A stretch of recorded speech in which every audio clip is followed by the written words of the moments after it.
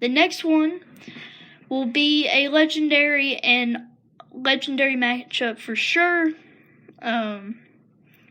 Probably two of the weakest teams now are playing in the championship, which is crazy to me.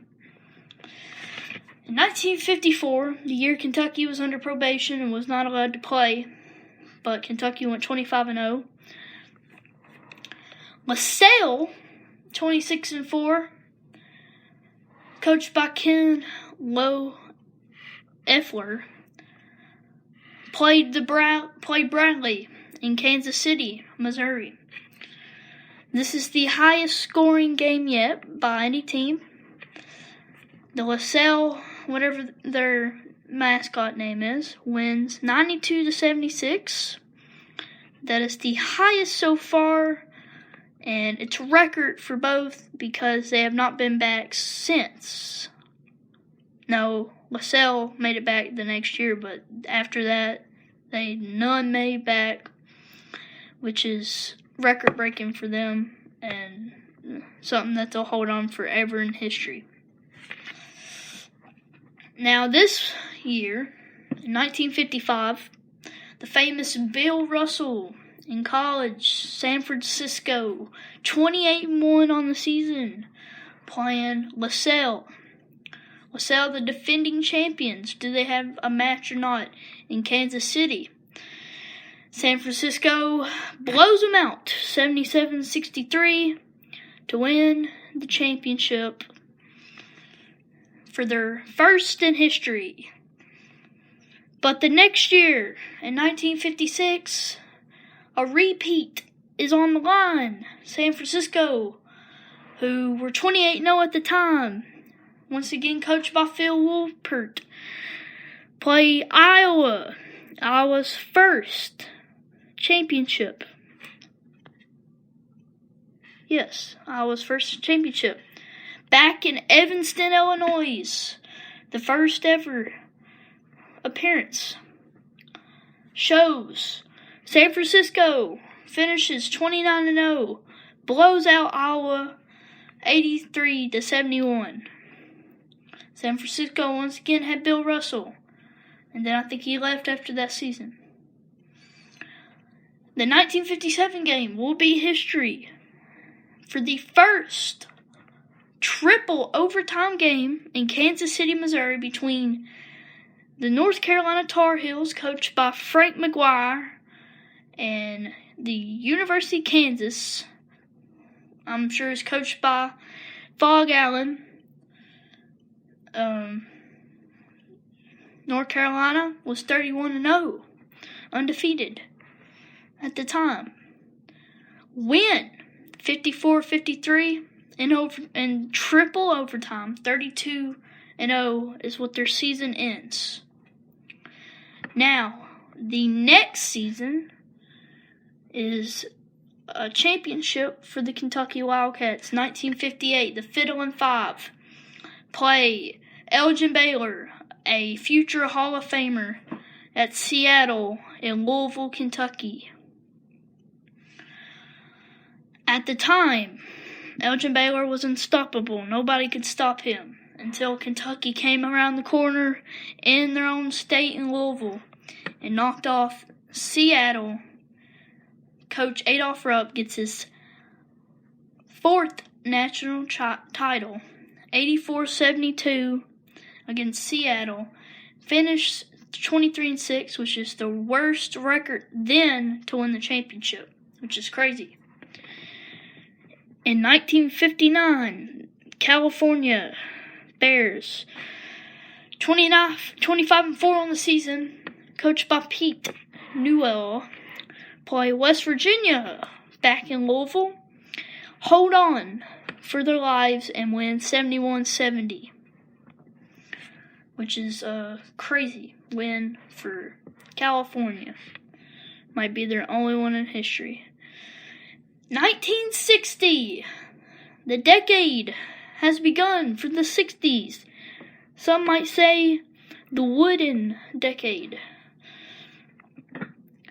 Ohio State, 25-3, coached by Fred Taylor, plays the defending champions in California in Delray City, California. Never heard of that place. Ohio State, once again I say, 25-3 on the season. Play the defending champions, blow them out by 20, 75-55. The defending champions get blown out in their own state. Now, 1961, Cincinnati, showing up in the championship, coached by Ed Jucker, play an in-state rival, Ohio State in Kansas City. Cincinnati gets the win, 70-65 in overtime.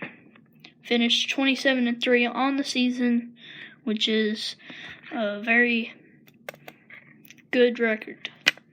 1962, the Cincinnati Bearcats got it right.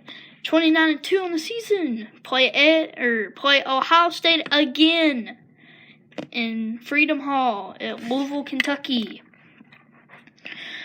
Ed Jucker, looking for his second national title, plays Ohio State. This time a little more slightly advantage for Cincinnati. 71-59 was the win. In 1963, if you remember, in 2018, Loyola, Chicago, made a big run in the NCAA tournament, making it to the Final Four, 11 seed. George Ireland, the coach for Loyola in Louisville, played the defending repeat champions, Cincinnati and Louisville. And Loyola, Chicago, the surprise underdog, wins the championship 60-58 in overtime, their only win in history. Now the next game starts a run for some say the best team in basketball, but we say Kentucky. UCLA in 1964, stopping with their own history. 30-0 on the season. Undefeated. John Wooden playing the Duke Blue Devils, starting for Duke in their first championship. In Kansas City, UCLA blows them out 98-83. In 1965, the UCLA Bruins, 28-2 on the season. Again, John Wooden play Michigan in Portland, Oregon, and get another win, 91-80. This next game is one all Kentucky fans want to forget, for we had this championship, could have been our fifth. We could have 9 championships now. Well, actually, we should have 10. The Texas Western, or now the University of Texas El Paso, coached by Don Haskins, 28-1 on the season, played the Kentucky Wildcats in a game that we all want to forget. That game was in College Park, Maryland, on campus of the University of Maryland Terrapins. UTEP got the win, 72-65, in the surprise win and shocker of all time. The next one, 1967, UCLA, 30-0 on the season. Win again, another national championship against Dayton and Louisville, Kentucky. This was the start, I think, of Dan Issel at the University of Kentucky, but they beat Dayton 79-64. The next season, again, 1968, UCLA, coached by John Wooden, played North Carolina and Los Angeles, won the biggest blowout yet, 78-55, a 23-point victory against North Carolina. North Carolina is now 1-2 in the championship. The next year again, 1969, UCLA wins another national championship. 29-1 on the season again. John Wooden beat the Purdue, I'm not sure what their last name is. Purdue, I know this. I'll get it sometime later. But Purdue in Louisville, Freedom Hall, UCLA gets their another national title. Their 5th national title, and win 92-72. 1970, the start of the new decade, and the last one of the episode right now. UCLA 28-2 on the season, coached by John Wooden, play in College Park, Maryland, versus Jacksonville and Artis Gilmore. Win 80-69.